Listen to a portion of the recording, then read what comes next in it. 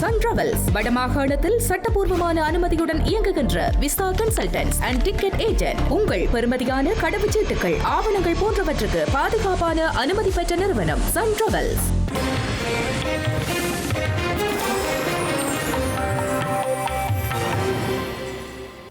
வணக்கம்.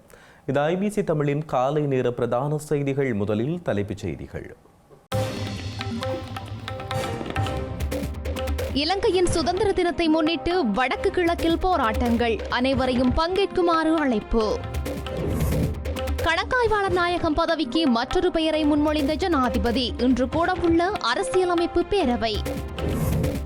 பயணிகள் போக்குவரத்தில் ஈடுபடும் சாரதிகளில் 60% போதைப்பொருள் பாவனையாளர்கள், அமைச்சர் விமல் ரத்நாயக்க தகவல். சங்கானையில் ராணுவ முகாமினை அகற்றுமாறு கோரிக்கை, காணிகளை தனியாரிடம் ஒப்படைக்கவும் நடவடிக்கை. மட்டக்களப்பில் மயக்க மருந்து கொடுத்து பாலியல் வன்கொடுமை, சட்டத்தரணி கைது. கொங்கோவில் சுரங்க விபத்து, 200க்கும் மேற்பட்டோர் பலி. இனி தொடர்வது விரிவான செய்திகள். இலங்கையின் 78வது சுதந்திர தினத்தை முன்னிட்டு எதிர்வரும் 4ஆம் தேதி தமிழருக்கு கருப்பு தினமாகவும் பிரகடனப்படுத்தி வடக்கு கிழக்கு மாகாணங்களில் போராட்டங்கள் முன்னெடுக்கப்பட உள்ளன. இந்த வகையில் வடக்கு மாகாணத்தில் கிளிநொச்சியிலும் கிழக்கு மாகாணத்தில் மட்டக்களப்பிலும் எதிர்ப்பு போராட்டங்கள் இடம்பெறவுள்ளதாக யாழ்ப்பாண பல்கலைக்கழகத்தின் கலைப்பீட மாணவருடைய தலைவர் ஜதுசன் தெரிவித்துள்ளார். வருகின்ற 4ஆம் தேதியானது ஸ்ரீலங்காவிற்கு சுதந்திர தினமாகவும் தமிழருக்கு கருப்பு நாளாகவும் பிரகடனம் செய்யப்பட்டுள்ளது. அந்த வகையில் இப்போராட்டமானது வடக்கு கிழக்கு தழுவிய ரீதியில் வடக்கில் கிளிநொச்சியை மையப்படுத்தியும் கிழக்கில் மட்டக்களப்பை மையப்படுத்தியும் பாரிய போராட்டம் ஒன்றினை முன்னெடுப்பதற்கு தீர்மானித்துள்ளோம். அந்த வகையில் இப்போராட்டமானது வலுவடைவதற்கு பல்வேறுபட்ட உரையாடல்களை மேற்கொண்டுள்ளோம். அந்த வகையில் கிளிநொச்சி, முல்லைத்தீவு, மன்னார், மட்டக்களப்பு, அம்பாறை ஆகிய மாவட்டங்களிலும் இன்று வவுனியாவிலும் கலந்துரையாடல்கள் மேற்கொள்ளப்பட்டுள்ளது. எனவே இப்போராட்டமானது திறம்பட செயற்படுவதற்கு அனைவரின் உதவியையும் அன்போடு வேண்டி நிற்கின்றோம். இந்த நேரத்திலேயாவது ஒரு கட்டமைப்பாக நாம் அன்றைய தினம் எமக்கான சுதந்திரங்கள் பறிக்கப்பட்டிருக்கின்றது, எமக்கு உரிமைகள் பறிக்கப்பட்டிருக்கின்றது என்று சொல்லி நாம் அன்றைய தினமாவது ஒன்றாக சேர்ந்து குரல் கொடுப்பதற்கு அனைத்து மத குருமார்கள், பல்கலைக்கழக மாணவர்கள், சிவில் சமூக செயற்பாட்டாளர்கள், பொதுமக்கள்கள், பயந்து காணாமல் ஆக்கப்பட்ட உறவுகள், இளைஞர்கள், யுவதிகள், வர்த்தகர்கள், முச்சக்கர வண்டி உரிமையாளர்கள், பேருந்து உரிமையாளர்கள் என இதில் தமிழ் தேசியம் பற்றி கதைக்கின்ற அரசியல் கட்சிகள், அரசியல்வாதிகள் எல்லோருமே இதில் ஒன்றிணைய வேண்டும். அதே போன்று இந்த போராட்டமானது வடக்கிலும் கிழக்கிலும் நடைபெற்றுக் கொண்டிருக்கின்றது. எனவே வடமாகாணத்திலே 5 மாவட்டங்களும் சேர்ந்து கிளிநொச்சி மாவட்டத்திலும் கிழக்கு மாகாணத்தில் 3 மாவட்டங்களும் பிரதிநிதித்துவப்படுத்தி மட்டக்களப்பிலும் இப்போராட்டத்தினை பல்கலைக்கழக மாணவர்களும் வலிந்து காணாமல் ஆக்கப்பட்டவர்களோடு சேர்ந்து மத்திய அமைப்புகளும் சேர்ந்து இந்த மக்களுக்கான போராட்டமாக இதை நாங்கள் வலுப்படுத்தி இந்த போராட்டத்தை வெற்றி பெற செய்ய வேண்டும். இதனை இந்த போராட்டத்தின் ஊடாக தமிழ் மக்களுக்கான உரிமைகளை பெறுவதற்கு அனைத்து உறவுகளும் ஒன்று சேர வேண்டும். இந்த போராட்டத்தை வலுப்படுத்த வேண்டும் என்று இந்த ஊடக வாயிலாக உங்கள் அனைவரிடமும் கேட்டுக்கொள்கின்றேன். இலங்கையில் தற்போது வெற்றிடமாக உள்ள கணக்காய்வாளர் நாயகம் பதவிக்கு ஸ்ரீலங்கா ஜனாதிபதி அனுரகுமார திசாநாயக்க மற்றொரு பெயரை முன்மொழிந்துள்ளதாக போக்குவரத்து அமைச்சர் விமல் ரத்நாயக்க தெரிவித்துள்ளார். ஸ்ரீலங்கா கணக்காய்வாளர் நாயகம் பதவிக்கு ஜனாதிபதி அனுரகுமார திசாநாயக்க ஏற்கனவே 4 பெயரை முன்மொழிந்திருந்த நிலையில் அதனை அரசியலமைப்பு பேரவை நிராகரித்திருந்தது. இதனால் தொடர்ந்தும் அரசியலமைப்பு கணக்காய்வாளர் நாயகம் பதவி வெற்றிடமாக காணப்படும் நிலையில் 5வது பெயரை ஜனாதிபதி முன்மொழிந்துள்ளார். அரசியலமைப்பு பேரவை இன்று கூடவுள்ள நிலையில் இது தொடர்பாக இறுதி முடிவு எடுக்கப்படவுள்ளது. கொழும்பு மற்றும் அதை அண்டியுள்ள பகுதிகளில் பயணிகள் போக்குவரத்து சேவையில் ஈடுபடும் சாரதிகளில் 60% போதைப்பொருள் பாவனைக்கு அடிமையாகியுள்ளதாக ஸ்ரீலங்கா நெடுஞ்சாலைகள் மற்றும் நகர அபிவிருத்தி அமைச்சர் விமல் ரத்நாயக்க தெரிவித்தார். கண்டி மாவட்டத்தில் இடம்பெற்ற சிறப்பு போக்குவரத்து நெடுஞ்சாலைகள் மற்றும் நகர மேம்பாட்டுக் குழு கூட்டத்தில் அவர் இதனை தெரிவித்தார். இலங்கையில் கடந்த 2025ஆம் ஆண்டு 2700 வீதி விபத்துக்கள் இடம்பெற்றுள்ளதாகவும் அதில் 2700 பேர் உயிரிழந்துள்ளதாகவும் ஸ்ரீலங்கா போக்குவரத்து அமைச்சர் விமல் ரத்நாயக்க கூறியுள்ளார். உயிரிழந்தவர்களில் 2000 பேர் பாதசாரிகள் எனவும் உந்துருளி ஓட்டுநர்கள் மற்றும் பின்னால் அமர்ந்து பயணிப்பவர்கள் என பலர் உயிரிழந்துள்ளதாகவும் அவர் கூறியுள்ளார். உயிரிழந்தவர்களில் 53% ஆண்கள் என்றும் அமைச்சர் குறிப்பிட்டுள்ளார். இந்த விபத்துகளில் சுமார் 50%மானவற்றிற்கு சாரதிகளே காரணம் எனவும் அவர்களில் பெரும்பாலானோர் மதுபானம் மற்றும் போதைப் பொருட்களை பயன்படுத்துபவர்கள் என்று கண்டறியப்பட்டுள்ளதாகவும் அமைச்சர் பிமல் ரத்நாயக்க தெரிவித்துள்ளார். போதைப் பொருள் பயன்படுத்தும் சாரதிகள் குறித்து பேருந்து சங்கங்கள் அதிகளவில் தகவல்களை வெளிப்படுத்தியுள்ளதாகவும் அவர்களில் 60%மானோர் போதைப் பொருள் பாவனைக்கு அடிமையாகியுள்ளதாகவும் அவர் குறிப்பிட்டுள்ளார். இலங்கைக்கு செல்கின்ற சுற்றுலா பயணிகள் சுற்றுலா தலங்களுக்கு செல்கின்ற வாய்ப்பை எளிதாக்கும் வகையில் எண்ணியல் அனுமதி பத்திரத்தை அறிமுகப்படுத்துவதற்கு நடவடிக்கை எடுக்கப்பட்டுள்ளது. ஸ்ரீலங்கா வெளிநாட்டு அலுவல்கள், வெளிநாட்டு வேலைவாய்ப்பு மற்றும் சுற்றுலா அமைச்சர் விஜித ஹேரத் மற்றும் இலங்கை சுற்றுலா அபிவிருத்தி திட்டத்தை செயல்படுத்துவதற்கான ஜனாதிபதி செயலணியின் உறுப்பினர்களுக்கு இடையிலான கூட்டம் நேற்றைய தினம் ஜனாதிபதி அலுவலகத்தில் இடம்பெற்றது. இதன்போதே இலங்கைக்கு வருகை தரும் வெளிநாட்டு சுற்றுலா பயணிகள் சுற்றுலா தலங்களுக்கு பிரவேசிக்கும் வாய்ப்பை எளிதாக்கும் வகையில் டிஜிட்டல் அனுமதி பத்திரம் அறிமுகப்படுத்தும் செயல்பாட்டில் ஏற்பட்டுள்ள முன்னேற்றம் மற்றும் சுற்றுலா விசாக்களை விரைவாக செயல்படுத்துவது குறித்தும் இந்த கலந்துரையாடலில் கவனம் செலுத்தப்பட்டது.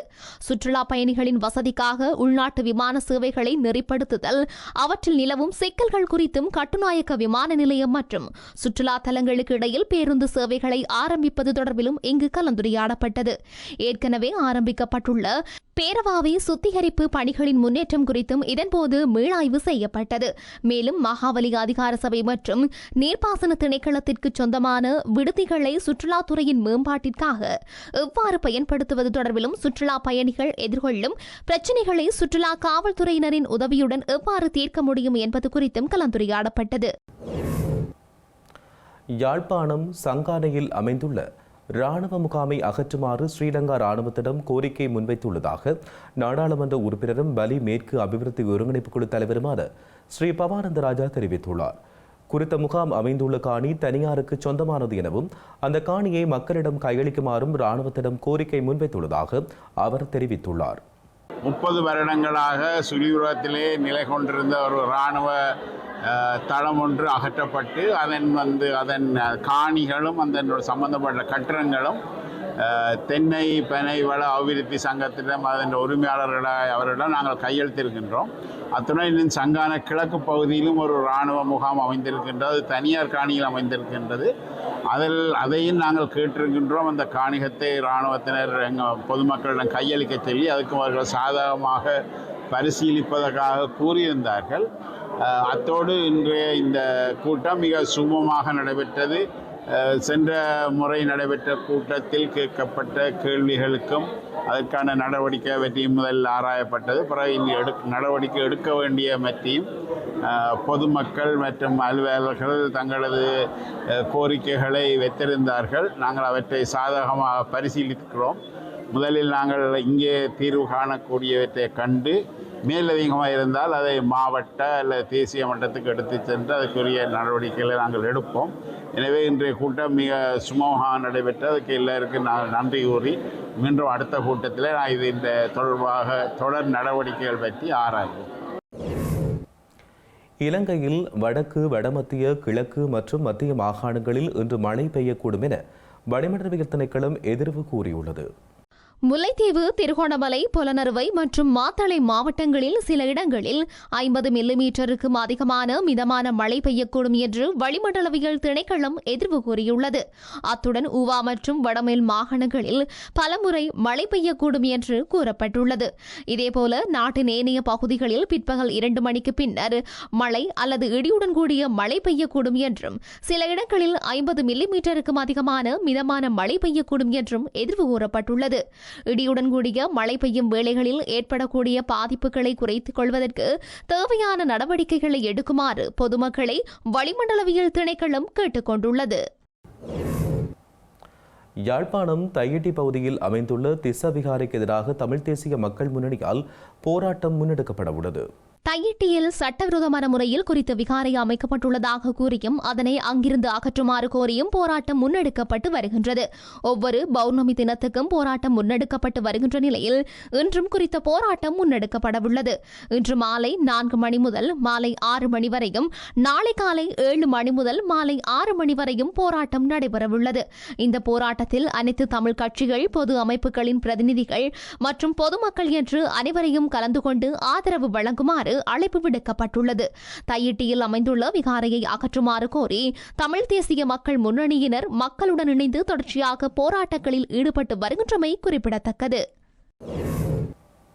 இலங்கையில் துப்பாக்கி உரிமம் வைத்திருக்கும் தனிநபர்கள் மற்றும் நிறுவனங்கள் 2026ஆம் ஆண்டுக்காக தமது உரிமங்களை புதுப்பித்துக் கொள்வதற்கான காலக்கெடு பிப்ரவரி மாதம் 10ஆம் தேதி வரை நீடிக்கப்பட்டுள்ளதாக ஸ்ரீலங்கா பாதுகாப்பு அமைச்சு அறிவித்துள்ளது. இலங்கையில் 2026ஆம் ஆண்டிற்கான துப்பாக்கி உரிமங்களை புதுப்பிப்பதற்கான காலக்கெடு இன்றுடன் நிறைவடைகின்றது. இன்றைய தினத்திற்குள் உரிமத்தை புதுப்பிக்க தவறுபவர்கள் துப்பாக்கிச் சட்ட கட்டளையின் 22வது பிரிவின்படி அபராத தொகையை செலுத்தி பிப்ரவரி மாதம் 10ஆம் தேதிக்கு முன்னர் தமது உரிமங்களை புதுப்பிக்குமாறு அறிவுறுத்தப்பட்டுள்ளது.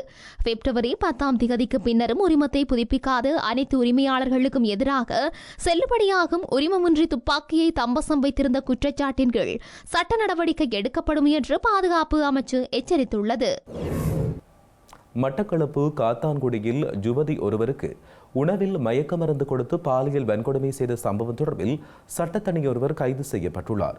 கைது செய்யப்பட்டுள்ள சட்டத்தரணி எதிர்வரும் 3ஆம் தேதி வரையில் விளக்கமறியலில் வைக்கப்பட்டுள்ளார். காத்தான்குடி பகுதியில் உள்ள சட்டத்தரணி ஒருவரிடம் பணியாற்றிய யுவதிக்கு மதிய உணவில் மயக்க மருந்து கொடுத்து குறித்த சட்டத்தரணி பாலியல் வன்கொடுமை செய்துள்ளார். இதனையடுத்து குறித்த யுவதிக்கு சட்டத்தரணி வேறு ஒரு நபரை திருமணம் செய்து வைத்த நிலையில் அவர் 3 மாதம் கர்ப்பமடைந்துள்ளமை தெரியவந்துள்ளது. இந்த நிலையில் விசாரணைகளை மேற்கொண்ட காவல்துறையினர் குறித்த சட்டத்தரணியை நேற்று கைது செய்து மட்டக்களப்பு நீதவான் நீதிமன்றத்தில் முன்னிலைப்படுத்திய நிலையில் 3ஆம் தேதி வரை விளக்கமறியலில் வைக்கப்பட்டுள்ளார். தமிழகத்தில் அரசியல் கட்சிகளின் பொதுக்கூட்டங்கள் மற்றும் வீதி கூட்டங்களை நடத்துவது தொடர்பில் தமிழக அரசாங்கத்தால் வெளியிடப்பட்டுள்ள வழிகாட்டல் விதிமுறைகளை இடைநிறுத்தம் செய்யுமாறு கோரி தமிழக வெற்றிக் கழகம் சார்பில் சென்னை உயர்நீதிமன்றத்தில் மனு தாக்கல் செய்யப்பட்டுள்ளது. கரூரில் தமிழக வெற்றிக் கழக தலைவர் விஜயின் பிரச்சாரத்தில் ஏற்பட்ட கூட்ட நெரிசலில் சிக்கி 41 பேர் உயிரிழந்ததை தொடர்ந்து தமிழகத்தில் அரசியல் கட்சி தலைவர்களின் வீதி நிகழ்ச்சிகள், பொதுக்கூட்டங்களுக்கு வழிகாட்டு விதிமுறைகள் வகுக்க கோரி தவிக, அதிமுக உள்ளிட்ட கட்சிகள் சென்னை உயர்நீதிமன்றத்தில் பொதுநல வழக்குகளை தாக்கல் செய்தன.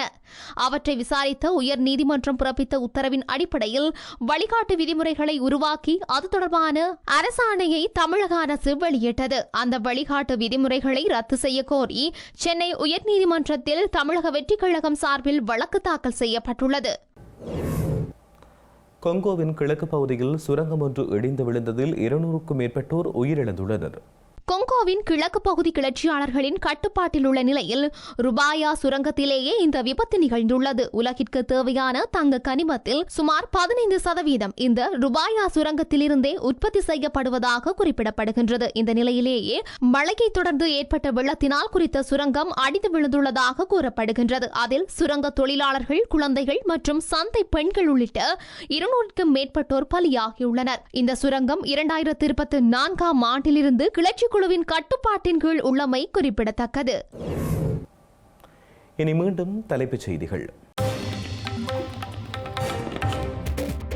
இலங்கையின் சுதந்திர தினத்தை முன்னிட்டு வடக்கு கிழக்கில் போராட்டங்கள், அனைவரையும் பங்கேற்குமாறு அழைப்பு. கணக்காய்வாளர் நாயகம் பதவிக்கு மற்றொரு பெயரை முன்மொழிந்த ஜனாதிபதி, இன்று கூடவுள்ள அரசியலமைப்பு பேரவை. பயணிகள் போக்குவரத்தில் ஈடுபடும் சாரதிகளில் 60% போதைப்பொருள் பாவனையாளர்கள், அமைச்சர் விமல் ரத்நாயக்க தகவல். சங்கானையில் ராணுவ முகாமினை அகற்றுமாறு கோரிக்கை, காணிகளை தனியாரிடம் ஒப்படைக்கவும் நடவடிக்கை. மட்டக்களப்பில் மயக்க மருந்து கொடுத்து பாலியல் வன்கொடுமை, சட்டத்தரணி கைது. கொங்கோவில் சுரங்க விபத்து, 200க்கும் மேற்பட்டோர் பலி. இத்துடன் ஐபிசி தமிழின் இன்றைய காலை நேர பிரதான செய்திகள் நிறைவடைகின்றன. உடனுக்குடன் நீங்கள் செய்திகளை அறிந்து கொள்ள ibctamil.com என்கின்ற எமது இணையதளத்தினை பார்வையிடுங்கள். வணக்கம்.